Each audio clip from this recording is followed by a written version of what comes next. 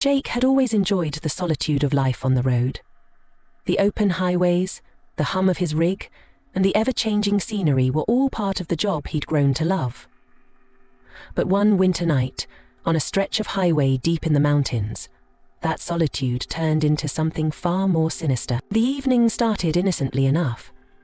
Jake had a long haul ahead, so he decided to take a break at a remote rest stop nestled in a forest clearing. The air was cold, the kind that bites at your skin, and a dense fog had rolled in, muffling the sound of his boots crunching on the icy ground.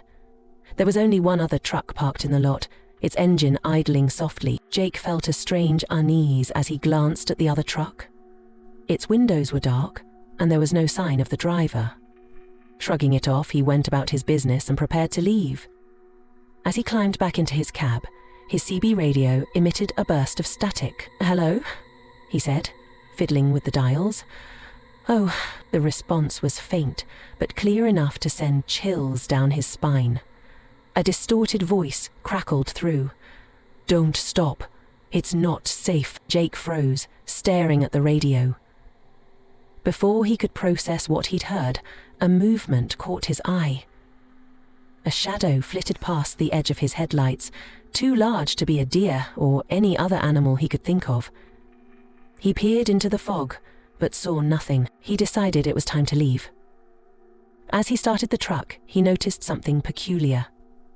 The other truck's engine was no longer running.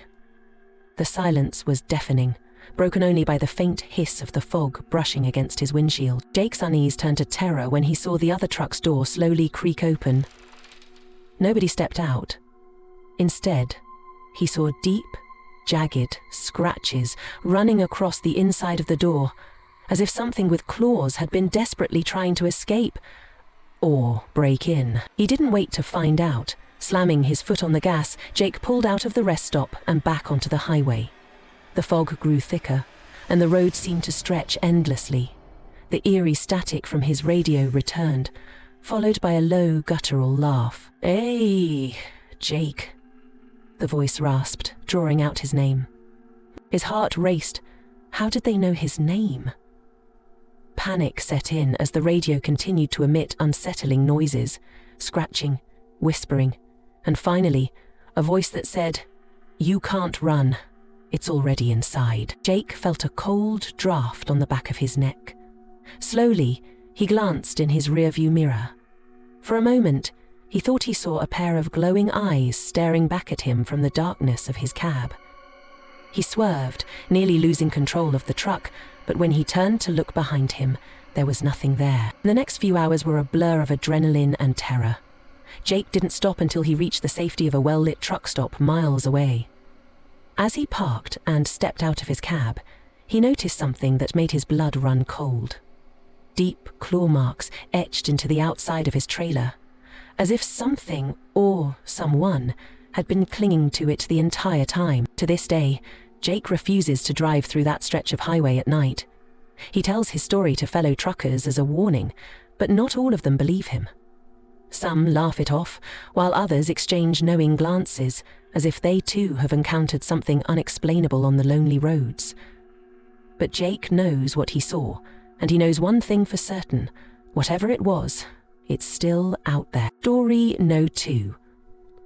It was nearing midnight when Tom, a long-haul trucker with over a decade of experience, found himself driving along a desolate highway in the heart of the Midwest.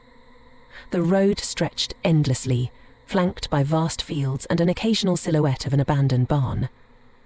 His cargo was ahead of schedule, and the idea of pulling over for the night seemed unnecessary, at least until the fatigue hit. The first sign that something was wrong was subtle, the faint sound of static creeping through his CB radio. He tried adjusting the dials, chalking it up to interference, but the static only grew louder. Then, out of nowhere, a voice broke through. "Tom, you're not alone." Tom slammed on the brakes, his truck screeching to a halt in the middle of the empty highway. He glanced around the cab, his breath fogging the air in the sudden cold. The radio was silent again, as if mocking him for reacting. "On them if you do." Shaking off the unease, Tom resumed driving, but the road ahead seemed darker than it had before. His headlights barely pierced the dense night, and the shadows along the roadside seemed to shift and dance. He blamed his exhaustion and turned up the volume on his music, trying to drown out the lingering anxiety. That's when he saw her. A young woman stood by the edge of the highway, her pale figure illuminated in the truck's high beams. She wore a white dress, torn and muddied, and her long hair obscured her face. Tom's instincts screamed at him to keep driving, but something about her made him hesitate. He pulled over and rolled down the window slightly. "Miss, are you okay? Do you need help?" She didn't answer, but slowly raised her hand, pointing to the passenger seat. Tom's better judgment told him to drive away, but guilt won out. He unlocked the door and she climbed in silently. The cab filled with an icy chill as she settled into the seat. "Where are you headed?" Tom asked, trying to keep his voice steady. "Home," she whispered, her voice barely audible. Tom nodded, even though she didn't offer an address. The next few miles were unnervingly quiet. The woman sat motionless, staring straight ahead, her hands folded neatly in her lap. Every so often Tom would glance at her, trying to make out her features, but the shadows seemed to cling to her face, obscuring it. As the truck approached a narrow bridge, the woman finally spoke again. "Be careful, he's watching." Tom's hands tightened on the wheel. "Who's watching?" he asked, his voice trembling. She didn't reply. Instead, she slowly turned her head to look at him. And for the first time, Tom saw her face. Or what should have been her face. There was nothing there. Just a smooth, blank surface where her features should have been. Tom swerved, narrowly avoiding the edge of the bridge as panic overtook him. When he looked back at the passenger seat, the woman was gone.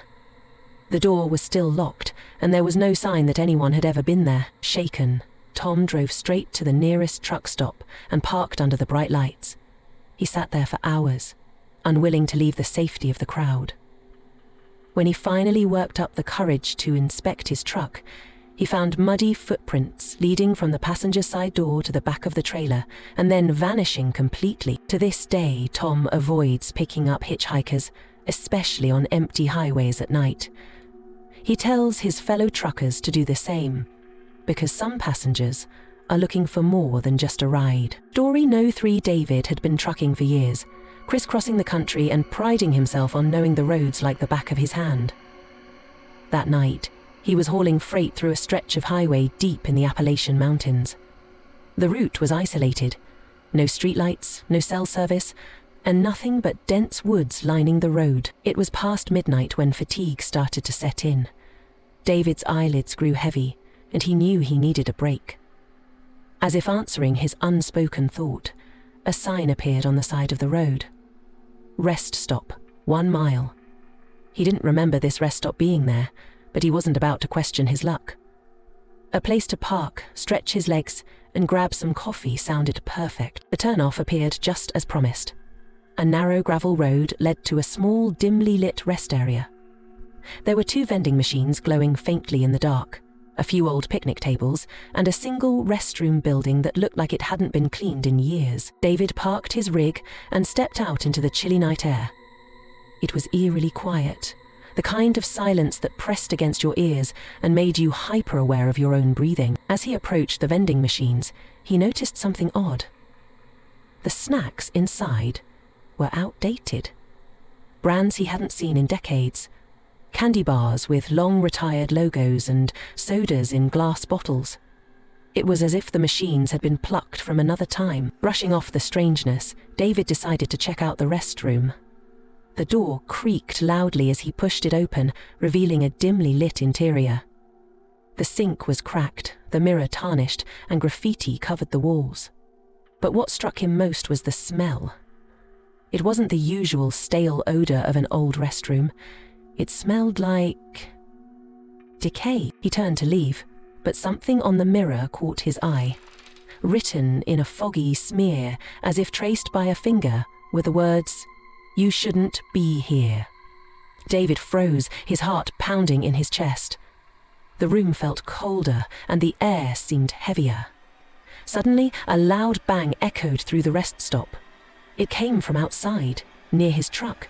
He bolted out of the rest stop. He bolted out of the rest stop. He bolted out of the rest stop. He bolted out of the rest stop. His truck sat where he'd left it, but the cab light was on and the door was ajar. Someone, or something, had been inside. David climbed into the cab cautiously, grabbing the tire iron he kept under his seat. The interior looked untouched, except for one chilling detail.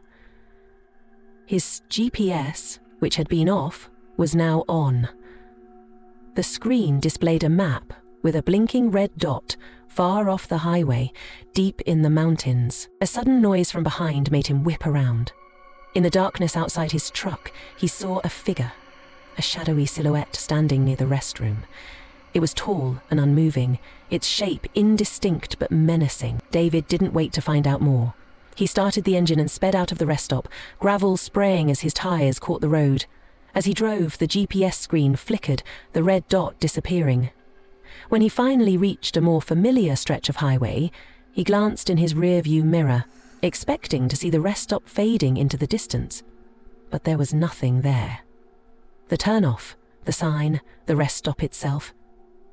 It was all gone. David never drove that route again, and when he told his story to other truckers, a few nodded knowingly. They'd heard of similar tales, a phantom rest stop that appeared only to lure in the unwary. No one knew what its purpose was, but they all agreed on one thing. If you see a rest stop that doesn't feel right, keep driving.